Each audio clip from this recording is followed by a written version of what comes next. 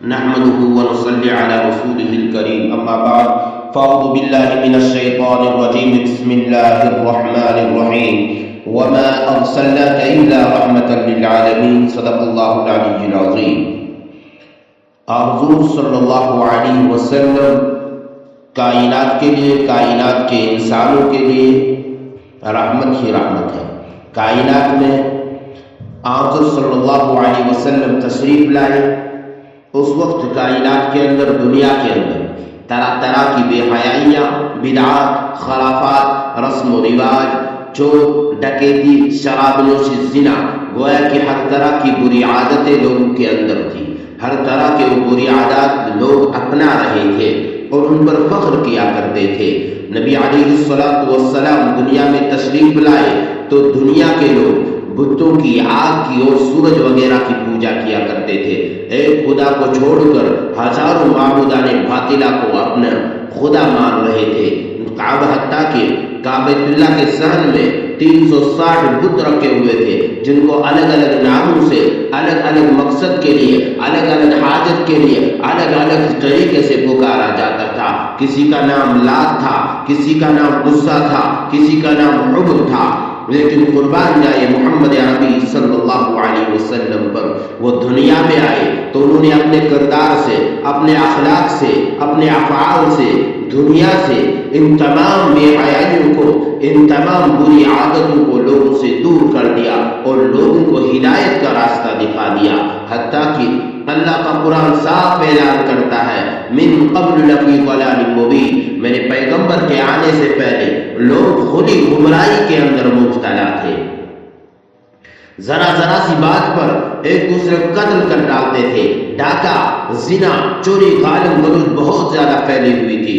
کسی کے یہاں اگر لڑکی کی پیدائش ہوتی تو اس معصوم بچی کو زندہ زمین میں درگور کر دیا جاتا تھا۔ وہ بیچاری چیختی چلاتی رہتی، لیکن کوئی اس کا پرسان حال نہ ہوتا، بلکہ اسی کو سینکڑوں من مٹی کے لیے نیچے دفن کر دیا جاتا تھا۔ جب کسی عورت کا شوہر مر جاتا تو اس عورت کو آگ میں ڈال دیا جاتا، زندہ جلا دیا جاتا۔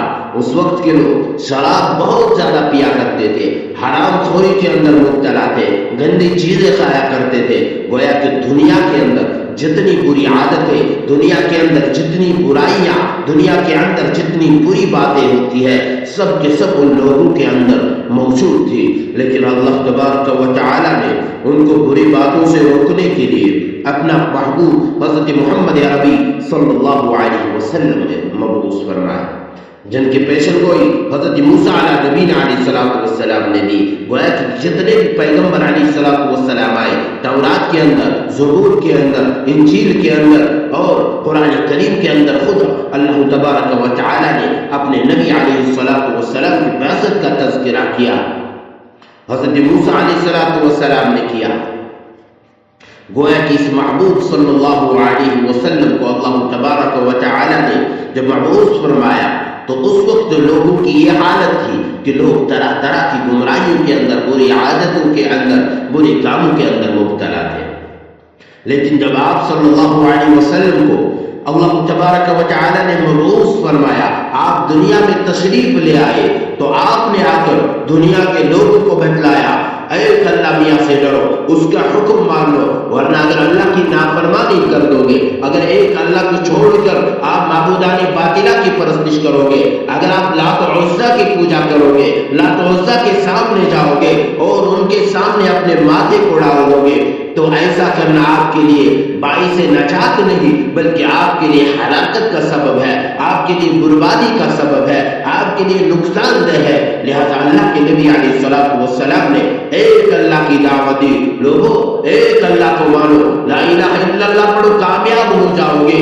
اور اللہ کے نبی علیہ السلام نے اللہ کی توحید بیان کی، اپنی رسالت کو بیان کیا اور آخرت کو بیان کیا، مرنے کے بعد کی جو زندگی کو بیان کیا، اور ان لوگوں سے فرمایا، اے لوگوں دیکھو ایک اللہ کی مانو، اسی نے تمام کائنات کو پیدا کیا، اس نے مجھے آپ کی طرف رسول بنا کر بھیجا۔ یاد رکھو یہ دنیا کی زندگی مختصر ہے، اس کے بعد ابدی زندگی آنے والی ہے، اس کے بعد زندگی آنے والی ہے جہاں آپ کو ہمیں دنیا کی تمام زندگی کا دنیا کے 5 سالہ 10 سالہ 40 سالہ زندگی کا حساب دینا ہوگا. ہم نے دنیا میں کیا کیا؟ قرآن کریم بار بار پکار کر کہتا ہے یا ایھا الذین آمنوا اتقوا اللہ، اے لوگو اللہ تعالیٰ سے ڈرو، اپنے اللہ سے ڈرو، اپنے پیدا کرنے والے سے ڈرو، کائنات کے مالک سے ڈرو، اور جس نے آپ کو من ظلمات الصلاۃ 3 اندھیروں کے اندر ماں کی پیٹ کے اندر پالا، اس اللہ سے ڈرو. آپ کو اٹھنا ہے، آپ کو اپنے رب کے پاس حساب دینا ہے. لہذا اللہ کے نبی علیہ الصلوۃ والسلام نے کائنات کے انسانوں سے ان چیزوں سے ڈرایا. آپ ڈریے، دوزخ کی آگ بہت خطرناک ہے، دوزخ کے اندر بچھو ہوں گے، وہ تمہیں کاٹیں گے. لوگ کہ لا یذوقون فیہا بردا ولا شرابا الا حمیما وغساقا، کوئی چیز آپ کو کھانے کے لیے نہیں دی جائے گی، بس اگر دیا جائے گا وہ ابلتا ہوا پانی اگر آپ کو دیا جائے گا، اگر آپ نافرمانی کے اندر رہے، اگر آپ اللہ کی نافرمانی کرتے رہے، اگر آپ نے روگردانی کی، اگر آپ نے اللہ کی شریعت کو روئے پس پشت ڈال دیا، آپ نے اس کا انکار کر دیا. لا یذوقون فیہا بردا ولا شرابا الا حمیما وغساقا، کوئی چیز آپ کو میسر نہیں ہوگی، صرف آپ پر عذاب کو مسلط کر دیا جائے گا. کوئی چیز آپ کو نہیں پلائی جائے گی، بس آپ کے جسم سے گناہوں کی نحوست کی وجہ سے جو رطوبت نکلے گی وہ آپ کو پیش کر دی جائے گی. اور اللہ کے نبی علیہ الصلوۃ والسلام نے فرمایا کہ پیپ اور بدبودار پانی آپ کو میسر ہوگا. اور اگر آپ اللہ تعالیٰ کے حکم کو مانو گے، اگر آپ اللہ تبارک و تعالیٰ کے احکام کو اپناؤ گے تو آپ جنت میں جاؤ گے. وہاں بڑیا بڑیا میوے اور پھیرے آپ کو میسر، پھل آپ کو میسر ہوں گے. وہاں طرح طرح کی، بلکہ وعنبا وقضبا وزیتونا ونخلا وحدائق غلبا وفاکہۃ وابا، اللہ تبارک و تعالیٰ آپ کو جنت کے اندر گھنے باغات آپ کے لیے لگائیں گے. آپ کو زیتون میسر ہوگا، آپ کو کھجور میسر ہوں گے. وکأسا دہاقا لا يسمعون فیہا لغوا ولا کذابا، ایسی جنت جہاں نہ کوئی بیہودہ بات ہوگی، بلکہ جو آپ طلب کرو گے، جس چیز کی آپ خواہش کرو گے وہ آپ کو میسر ہوگی.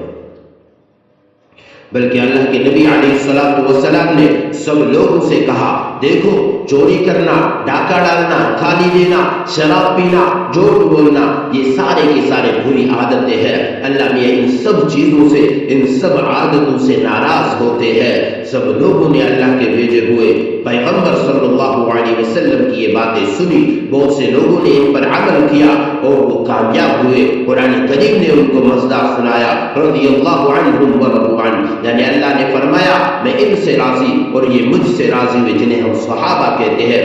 اور اللہ کے نبی علیہ الصلوۃ والسلام نے فرمایا کہ اگر آپ ان چیزوں کا انکار کرو گے، قرآن کا انکار کرو گے، میری شریعت کا، لائی ہوئی شریعت کا انکار کرو گے، میری نبوت کا انکار کرو گے، آخرت کا انکار کرو گے، پھر آپ کا ٹھکانہ وہی جہنم ہوگا. پھر آپ کا ٹھکانہ وہی جہنم جس کے ایندھن انسان اور پتھر ہوں گے. پھر آپ کا ٹھکانہ وہی جہنم جس میں آپ 1000 سال بلکہ ابداً ابدا جلتے رہو گے، جلتے رہو گے.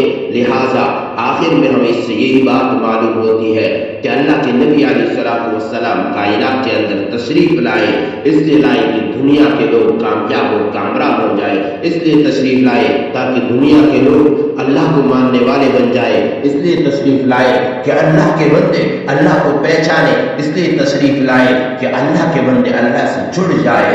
لہذا ہمیں چاہیے کہ ہم اللہ کے نبی علیہ الصلوۃ والسلام کی لائی ہوئی شریعت پر عمل پیرا ہو جائے. واخر دعوانا